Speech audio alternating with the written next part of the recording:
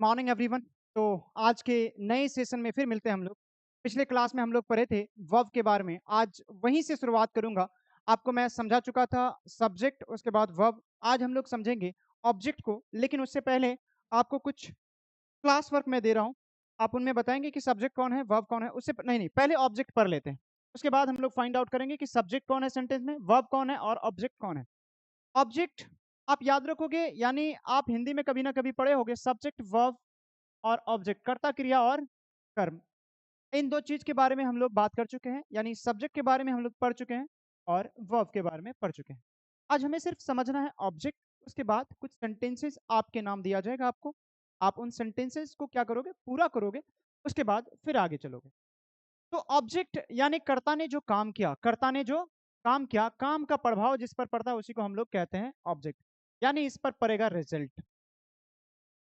Result यानी जो भी काम किया जाएगा सब्जेक्ट के द्वारा, काम का प्रभाव जिस पर पड़ेगा उसी को हम लोग क्या कहेंगे, उसी को कहेंगे ऑब्जेक्ट। ठीक है, कोई दिक्कत? यानी मैं आपको बताया सब्जेक्ट ने जो काम किया, काम का प्रभाव जिस पर पड़ेगा उसी को हम लोग क्या कहेंगे, ऑब्जेक्ट कहेंगे। चलिए कुछ सेंटेंसेस लिखते हैं। उस सेंटेंस में आपको बताना है कि सब्जेक्ट कौन है, वर्ब कौन है और ऑब्जेक्ट कौन है। पहला सेंटेंस मैं हिंदी में लिखूंगा, उसके बाद आप इंग्लिश में ट्रांसलेट करते रहोगे। पहले हिंदी से समझते हैं कि हिंदी में आखिर हम समझेंगे कैसे। मैं अगर बोला, पहला सेंटेंस मैं लेता हूँ, का नाम ले लूँ। चलो रोहित का नाम ले लेता हूँ। रोहित, रोहित मेला जाता है। रोहित कहाँ जाता है, मेला जाता है। तो अगर इंग्लिश में बोलूं, ये हो जाएगा रोहित गोज टू फेयर। मेला का इंग्लिश होता है फेयर, FAIR, फेयर। ठीक है, तो आपको इसमें फाइंड आउट करना है कि सब्जेक्ट कौन है, वर्ब कौन है, ऑब्जेक्ट कौन है। इसका इंग्लिश भी लिख देता हूं मैं। रोहित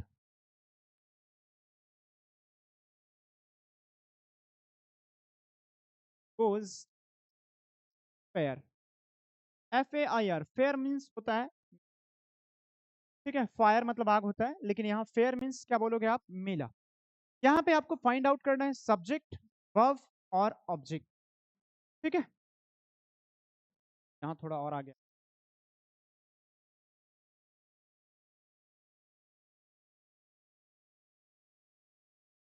ठीक है बच्चों, अब यहाँ पे आप बोलोगे सर ये रोहित क्या है, ये रोहित काम कर रहा है, तो ये हो जाएगा सब्जेक्ट। जाता है, ये हो जाएगा आपका वर्ब। और ये फेयर हो जाएगा ऑब्जेक्ट। कोई दिक्कत? एक दो सेंटेंसेस और मैं हिंदी में लिखता हूँ, आप फटाफट उनको क्या करोगे, बताओगे कि सर सब्जेक्ट कौन है, वर्ब कौन है, ऑब्जेक्ट कौन है। इससे पहले हम लोग बहुत सारी चीजें पढ़ चुके हैं, आप देख सकते हैं यहाँ पे तो पढ़ चुके हैं। सबसे पहले इंग्लिश के बारे में, ठीक है। उसके बाद स्लाइड में लैंग्वेज के बारे में पढ़े थे, तीसरे में पढ़े थे इंग्लिश लैंग्वेज के बारे में, यानी इंग्लिश लैंग्वेज जो है वो तीन चीज़ों पर बेस्ड है। उसके बाद हम लोग कुछ एग्जाम्पल दिए थे जिसमें आपको फाइंड आउट करना था सब्जेक्ट को।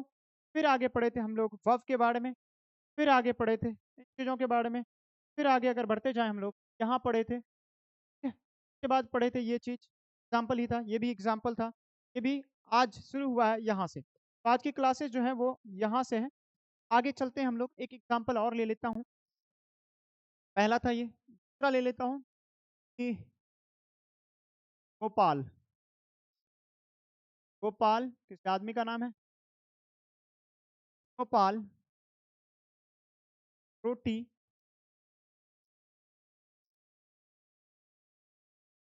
खाता है। गोपाल रोटी खाता है। सेंटेंस में आपको बताना है सब्जेक्ट कौन है, वर्ब कौन है, ऑब्जेक्ट कौन है। तीन हिस्सों में इसको मैं बांट रहा हूँ। इसमें आपको एस, सब्जेक्ट के लिए एस लिखना है, वर्ब के लिए वी और ऑब्जेक्ट के लिए ओ लिखना है। ये तीन चीज आप लिखेंगे, ठीक है। कमेंट बॉक्स में इनको जरूर लिखेंगे। एक और सेंटेंस ले लेता हूँ, उसके बाद कहानी को आगे बढ़ाऊंगा, फिर पढ़ूंगा हम लोग टाइप्स ऑफ वर्ब के बारे में। ठीक है, यानी काम का प्रभाव जिस पर पड़ेगा वही कहलाएगा ऑब्जेक्ट। एक ले लेता हूँ कि लड़की का नाम लेता हूँ, ता, ता,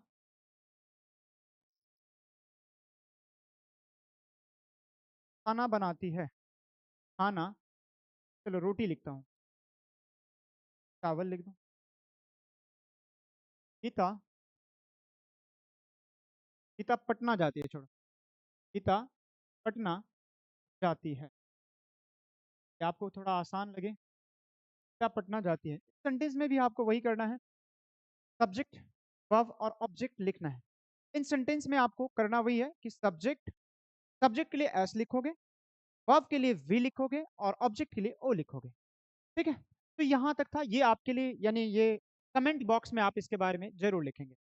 चलिए फिर हम लोग आगे बढ़ते हैं। आज पढ़ेंगे हम लोग टाइप्स ऑफ वर्ब के बारे में। कहाँ तक पढ़ना है हम लोगों को? हम लोगों को पढ़ना है टाइप्स ऑफ वर्ब के बारे में, कि वर्ब कितने प्रकार के होते हैं। ऑफ क्या बोलेंगे आप? तो बोलेंगे वर्ब। तो जो बोलेंगे, जब भी इसका प्रोनाउंसिएशन करेंगे, इनको बोलेंगे वर्ब, हरब नहीं बोलेंगे, इसको बोलेंगे वर्ब। ठीक है, इस वर्ब के टाइप्स के बारे में हम लोगों को पढ़ना है, ये कितने प्रकार के होते हैं बच्चों। तो इनको आप थोड़ा इधर, वर्ब के प्रकार, टाइप्स ऑफ वर्ब। तो देखेंगे वर्ब्स के प्रकार में ये कितने प्रकार के होते हैं। ये आप जानते हो, जनरली वर्ब्स जो हैं वो दो प्रकार के होते हैं। कितने प्रकार के? दो प्रकार के, यानी there are two types of verb. ठीक है, कितने प्रकार के? दो प्रकार के। मैं अगर लिखूं तो इसको लिख सकता हूं कि there are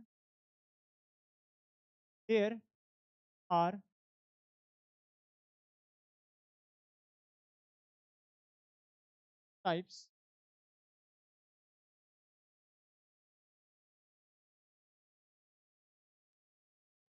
there are two types of verb. ये वर्ब कितने प्रकार के? दो प्रकार के। पहला, आप देखोगे, एक को कहते हैं हम लोग मेन वर्ब। कौन वर्ब कहते हैं? Main verb. तो हिंदी में कहते हैं मुख्य क्रिया। कौन क्रिया? मुख्य क्रिया। दूसरा होता है ऑक्सिलरी वर्ब।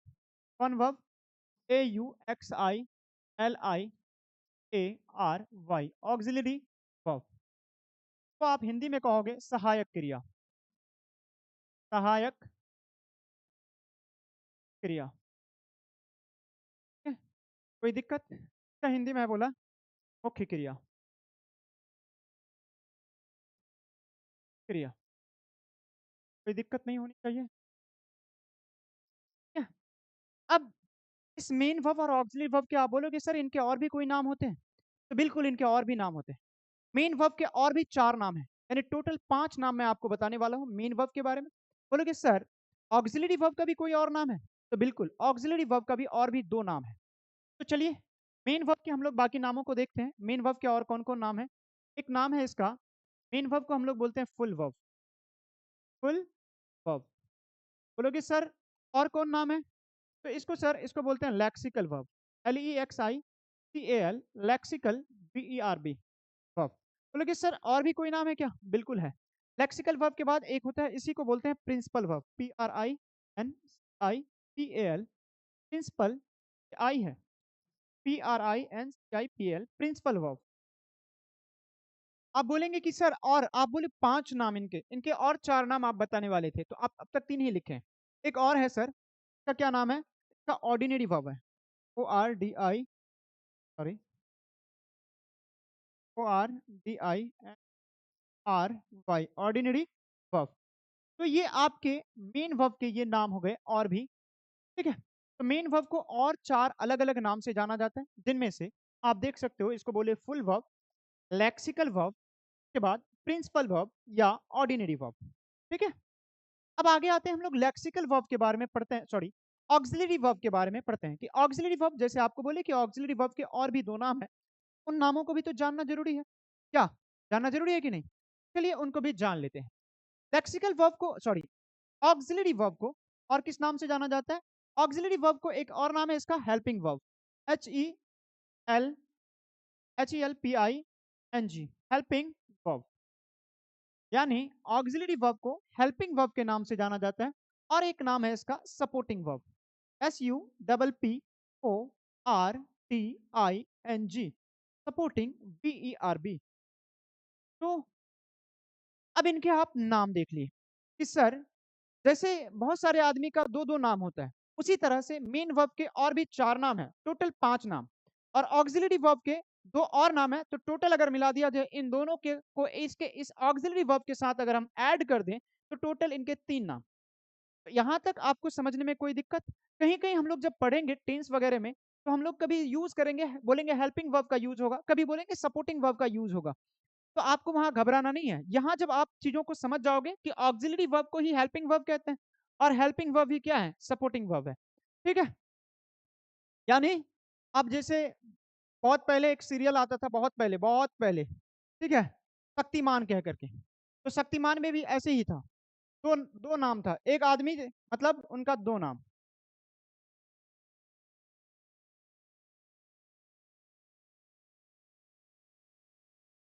चलिए आगे बढ़ते हैं। इसके बाद हम लोग पढ़ेंगे मेन वर्ब के बारे में। किसके बारे में पढ़ेंगे बच्चों? मेन वर्ब के बारे में। कोई आपसे पूछे कि व्हाट इज मेन वर्ब, बहुत सारे लोग हो सकता है कि पूछ ले आपको, पूछते क्या कि व्हाट इज मेन वर्ब। कौन वर्ब? Main verb.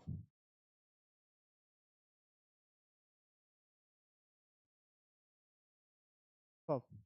कोई भी अगर आपसे पूछे कि व्हाट इज मेन वर्ब, यानी मेन वर्ब क्या है, मुख्य क्रिया क्या है, या किसे कहेंगे, तो आप क्या इसका आसानी के साथ जवाब दे पाओगे? मेन वर्ब के कुछ एग्जाम्पल पहले लेते हैं, एग्जाम्पल लेने के बाद मैं चलूंगा डेफिनेशन की ओर। मेन वर्ब का एग्जाम्पल, जैसे आप क्रिकेट खेलते हो तो बोलते हो, खेलने को बोलते हो इंग्लिश में XA,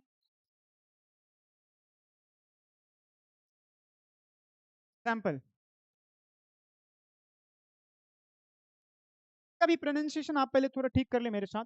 इसको बोलेंगे एग्जाम्पल। बहुत सारे लोग बोलते हैं एग्जाम्पल दो, एग्जाम्पल, एग्जाम्पल नहीं होता है, ये होता है एग्जाम्पल।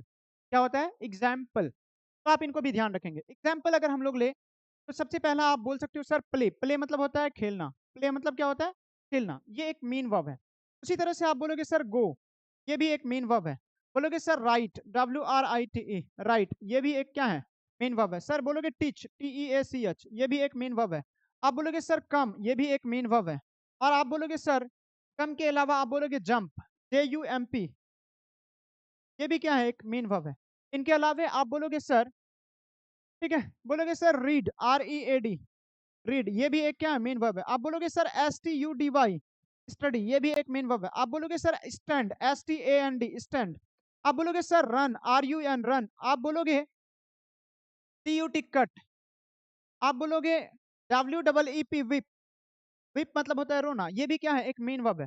उसी तरह से और भी आप बोल सकते हो। आप क्या बोल सकते हो? आप बोल सकते हो, आप बोलोगे SWIM, स्विम, स्विम मतलब होता है तैरना, ये भी एक क्या है? मेन वर्ब है। ठीक है।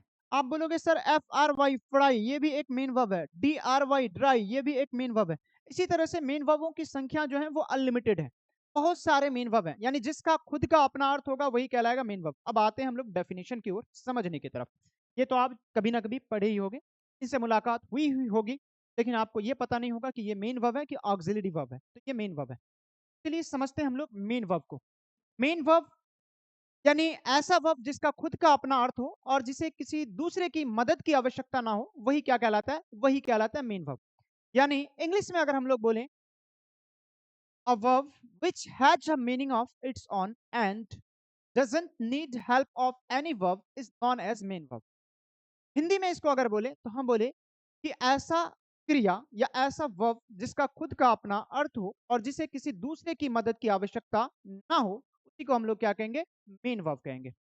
तो लिखते हैं इनका definition. A verb which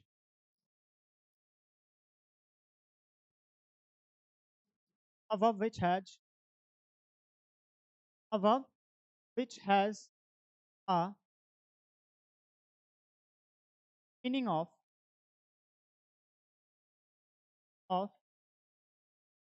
its own and doesn't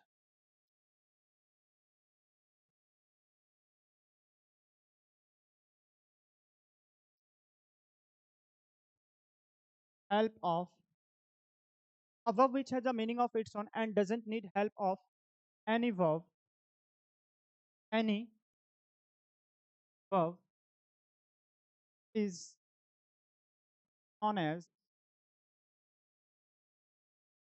verb, main verb।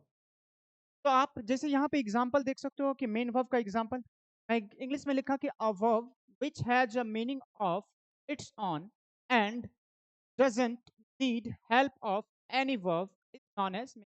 यानी ऐसा क्रिया जिसका खुद का अपना क्या हो, अर्थ हो, और जिसे किसी दूसरे की मदद की आवश्यकता ना हो, उसी को क्या कहेंगे, उसी को कहेंगे मेन वर्ब। कोई दिक्कत? अब एग्जाम्पल एग्जाम्पल मैं पहले ही आपको समझा चुका कि ये प्ले जो है इसका खुद का अपना अर्थ है। प्ले मतलब होता है खेलना। दूसरा गो, गो मतलब होता है जाना, खुद इसका अर्थ है, किसी दूसरे की मदद की आवश्यकता नहीं है। राइट अपने आप में मीनिंग है, लिखना। टीच पढ़ाना। कम आना। जंप कूदना। उसी तरह से रीड पढ़ना। स्टडी मतलब अध्ययन करना। स्टैंड मतलब खड़ा होना। रन मतलब दौड़ना, खुद का मीनिंग है। कट मतलब काटना। विप मतलब रोना, WEEP है, WEEP, विप। विप यहां था जंप। विप, विप मतलब क्या करना, रोना, खुद का मीनिंग। SWIM स्विम, स्विम मतलब तैरना, इसका खुद का अपना अर्थ है। नेक्स्ट फ्राई, अपना मीनिंग है, फ्राई मतलब तलना। ड्राई मतलब सूखना या सुखाना। यहां तक कोई दिक्कत? इसी तरह के कुछ वर्ब्स आप कमेंट बॉक्स में लिखेंगे, वर्ब्स के नाम, कुछ मेन वर्ब्स आप कमेंट बॉक्स में लिखने की कोशिश करेंगे कि सर ये भी मेन वर्ब हैं। ठीक है, क्योंकि मैं आपको बताया कि मेन वर्ब की संख्या जो है वो अनलिमिटेड है। ठीक, बहुत सारे मेन वर्ब हैं, सारा लिखना पॉसिबल है नहीं। मेन वर्ब अगर लिखा जाए तो 2 4 10 दिन मेन वर्ब ही लिखने में फिर भी रह जाएगा। तो चलिए आगे बढ़ते हैं। इनके बाद यहाँ तक क्लासेस हो गई। अब मेन वर्ब के बाद हम लोग चलते हैं किधर, तो मेन वर्ब के प्रकार के बारे में। मेन वर्ब के टाइप्स पढ़ने के बाद हम लोग आज की क्लास को क्या कर देंगे, समाप्त कर देंगे। आप घबराए नहीं। टाइप्स ऑफ मेन वर्ब, क्या हम लोग पढ़ेंगे, टाइप्स ऑफ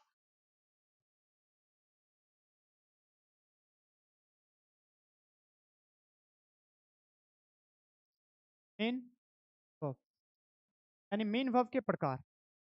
के प्रकार, अब बोलोगे सर ये मेन वर्ब कितने प्रकार के होते हैं, तो ये मेन वर्ब जनरली 2 प्रकार के होते हैं। कितने प्रकार के, 2 प्रकार के। एक होता है, एक को कहते हैं हम लोग ट्रांजिटिव वर्ब, और एक को कहते हैं इंट्रांजिटिव। यानी हिंदी में इसको आप पढ़े होंगे कभी ना कभी। एक को कहते हैं सकर्मक क्रिया और एक को कहते हैं अकर्मक क्रिया।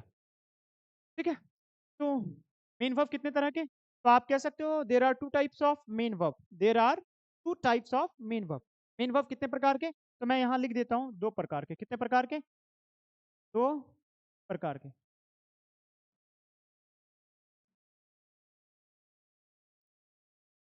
प्रकार के, पहला आप कह सकते हो मेन वर्ब में, एक क्या है बच्चों, एक है ट्रांजिटिव वर्ब।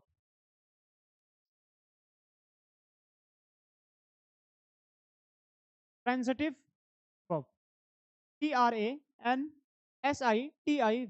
Transitive verb. दूसरा है intransitive verb, INTRANSITIVE, transitive verb. इनका हिंदी अगर देख लें, इसको कहते हैं सकर्मक क्रिया, इसको क्या कहते हैं, सकर्मक क्रिया, और इसको कहते हैं अकर्मक क्रिया। ठीक है, एक है आपका सकर्मक क्रिया और दूसरा है अकर्मक क्रिया। तो आज की क्लासेस यहीं तक किया जाता है समाप्त। अगले क्लास में हम लोग पढ़ेंगे ट्रांजिटिव वर्ब और इंट्रांजिटिव वर्ब के बारे में। ठीक है, मिलते हैं अगले क्लास में एक नई ऊर्जा के साथ। तब तक के लिए हंसते रहें, मुस्कुराते रहें और हमारे क्लासेस को देखते रहें।